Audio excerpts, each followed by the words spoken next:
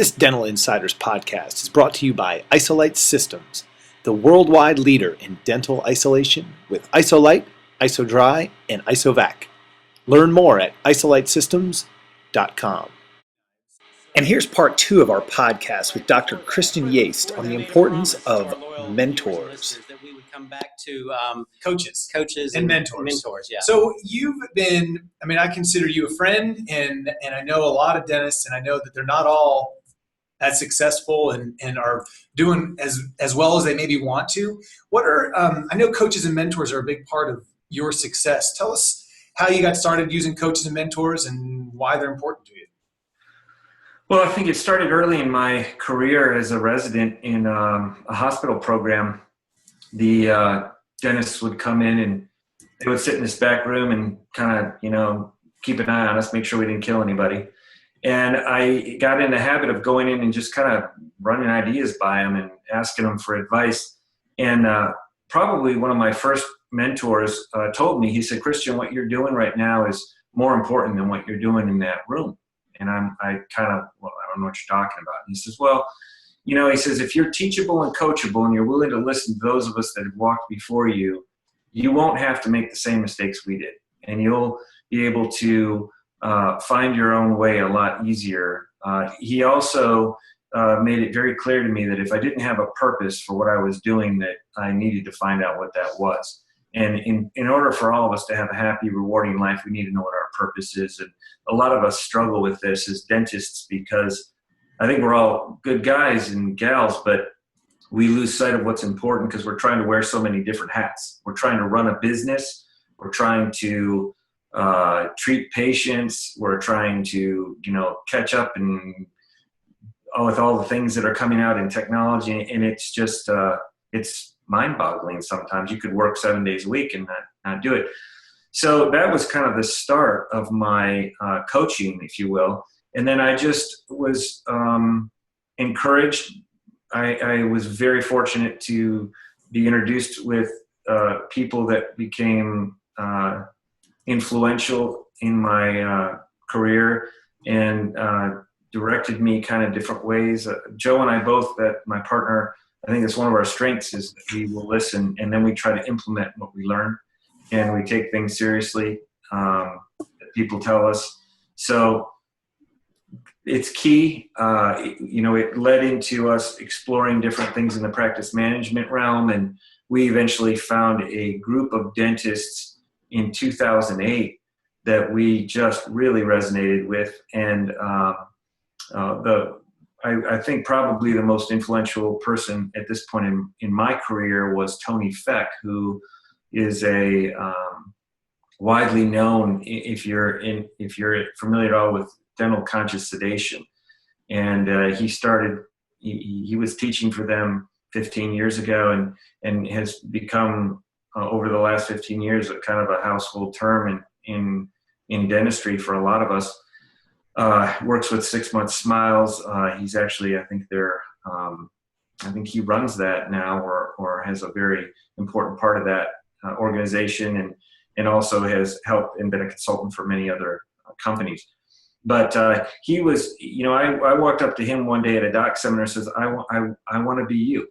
I want to work 3 days a week and enjoy what I do and have time for other things. And he said, well, then you need to find out how I do it. So join my coaching team. And so I did. And my partner and I did. And it's revolutionized how we look at dentistry. And it gave us much more direction in terms of where we wanted to go. And since then, I've been able to meet many, many other people inside and outside dentistry, dentists and non-dentists that have, influenced where we're going and how we're building our practice and when to change gears and all those sorts of things. Yeah. So, you kind of talked through this, but if I were a young dentist and I asked you, how do I go about finding a good coach? What would you tell me? I guess if I was talking to you personally, I'd say, well, here's some people I'd stay away from because, like I said, Joe and I have vetted several people. There are some very attractive practice management companies out there that make a lot of promises and really don't deliver.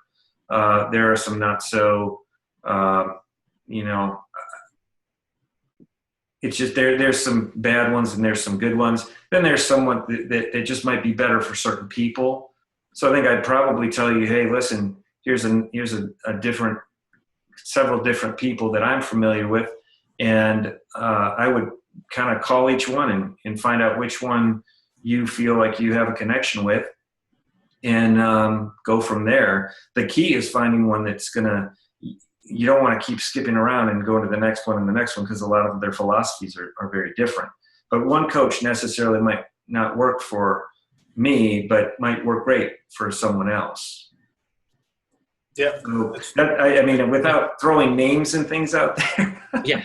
I don't want to throw anybody under the bus, but Right. Sure. No, but I mean, I guess the key is you've got to, maybe more than anything, you've got to feel comfortable. Right. They're all capable, probably. There has to be what I'm picking up from this is there has to be a personality and a philosophy match. Connection. Yeah. For sure. And then, yeah, I think that's key. Yeah. The connection is very important. You know, it doesn't do any good to work with a coach for, 6 months and then go off on your own. It's really a long-term relationship in our case, and leads to other relationships, working with dentists all over the country that have similar issues or similar values and goals, and are trying to accomplish the same type of thing. That's always really helpful. Mastermind groups are invaluable. I belong to 2 of those.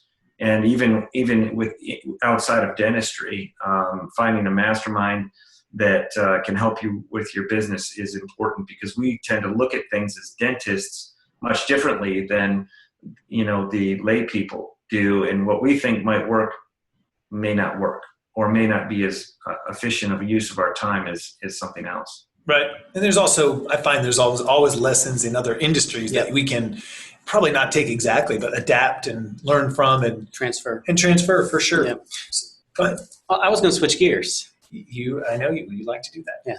Let's do it. I was going to talk a little bit, or ask Dr. Yaste to talk a little bit about the evolution of the general dentist, because it used to be, I think, years ago that general dentists were basically, for lack of a better term, drilling and filling. But now a lot of GPs are taking in implants, and they're doing certain treatments around sleep apnea. And I'm just curious, from your perspective, how do you incorporate new services or new treatment modalities into your practice and ensure that they stick and that they're successful? Wow, that's a good question. Well, to start with, I think finding out what works again goes back to finding people, seeing what's worked. But the trend that I see right now, probably the biggest change in dentistry, is we're going from a era where dentists, it's a cottage industry. And, there were many more private dentists and solo dentists, maybe, the 80-20 thing. So 80% of dentists, it's a mom and pop shop. It's small. It's not a big deal. It's a very small business. Then you've got 20% of these group practice and things, and you've got specialists and everything. And now what's happened is it's really going the opposite direction. So the group practice is becoming the norm, and the private practitioner is becoming less and less common. And a lot of that is due to technology.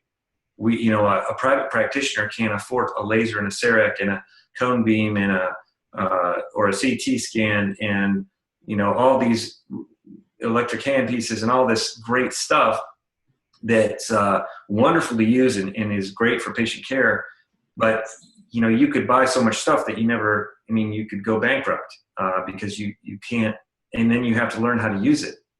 So I think part of the key is, as we move forward in the future, is finding out how to partner with specialists. My partner and I have found a way to, I would use the term partnership loosely here, but we work with an oral surgery group right now to provide care for people that need all-on-4 and all-on-6, like large multidisciplinary cases.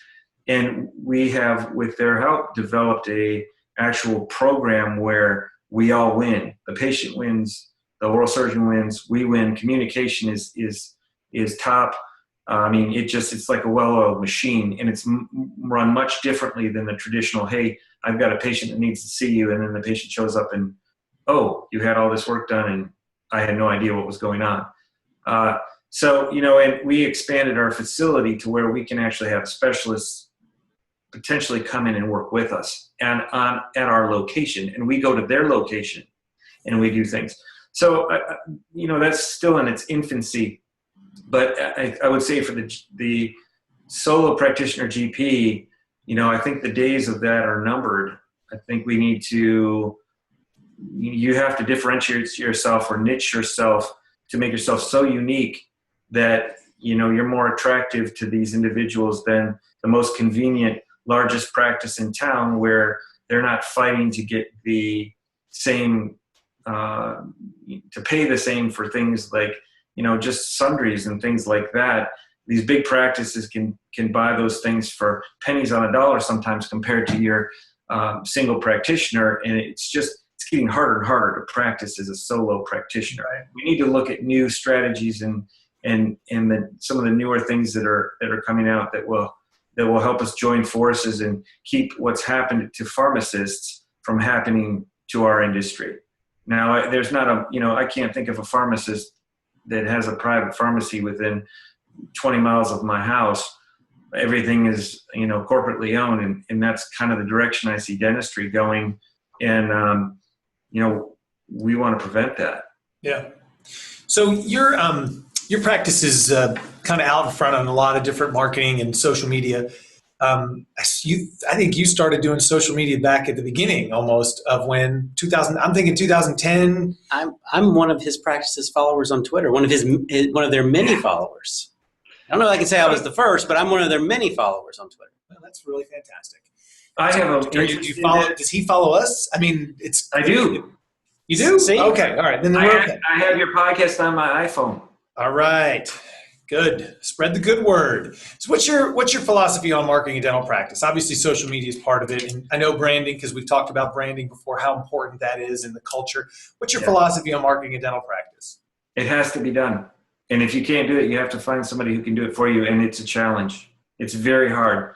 Even I'm interested in marketing and I enjoy it. It's kind of a game for me, but it has become very difficult over the last 5 years to keep up with all the changes on the internet. And what used to be pretty easy now is just you could spend all day doing it. And there really aren't a lot of good companies out there that have it all pieced together. I mean, Matthew, you know that you and I have worked together on some marketing things in the past, and it's just like, it's hard to find the right people and make sure that we continue they continue to do the right things for our practice. And but I will say this.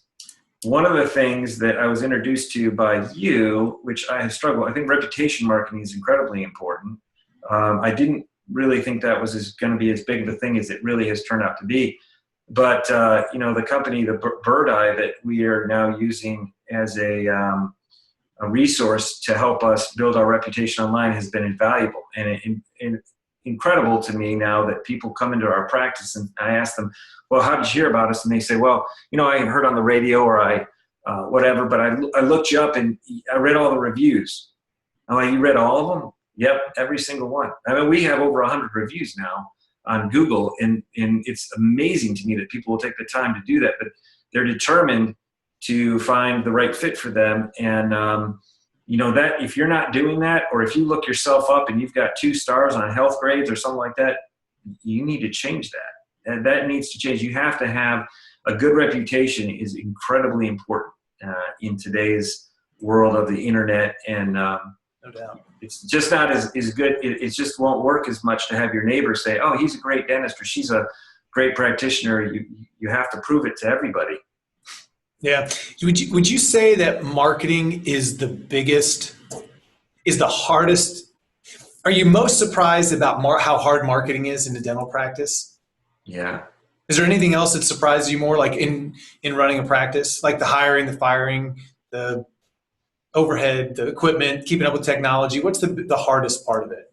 I don't want to put words in your mouth. I was trying to, but then I realized, you know what? I think it's marketing because I know I see so many do it wrong that it seems like it's a struggle, and it's a whole different mindset. But what's the biggest struggle for you personally? I think it probably hinges somewhere in there. I mean, we're always looking for new patients and trying to find ways to keep our patients.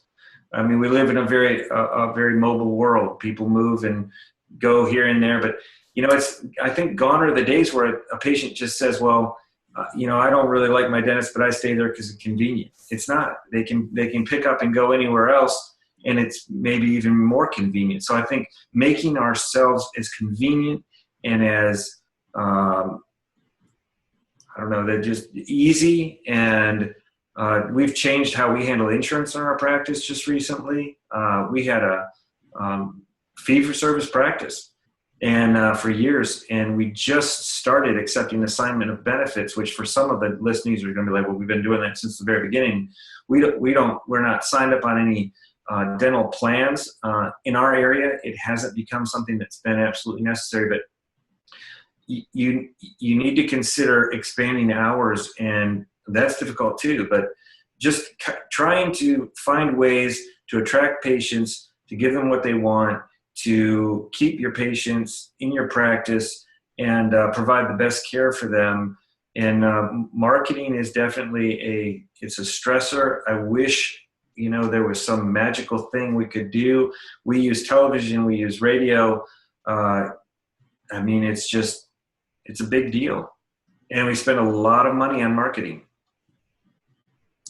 So you've got this growing, thriving practice. It sounds very tiring to me. I'm tired. Yeah, I'm tired. What do you do to recharge? Personally, I've tried to stop watching television several years ago. I turned the tube off because I felt like I sat in front of the tube and that helped me recharge maybe, but it didn't. I think one of the best things that a dentist can do at this point, probably anybody, is stop watching television. There's just a bunch of junk on there, and it's all negative. So I think if you're put yourself into, for me, I try to just, bring some positivity to my life. I read a lot more than I used to. I spend time with my family and my kids. I like to shoot guns and ride motorcycles and stuff like that. And that kind of, gives me a little relaxation. But I think everybody just kind of has to find out what works for them. But definitely, staying at work and just constantly doing that, it's so easy to burn out even more, I think, than it used to be because of all the things we've been talking about. So staying positive, putting yourself around positive relationships is super important.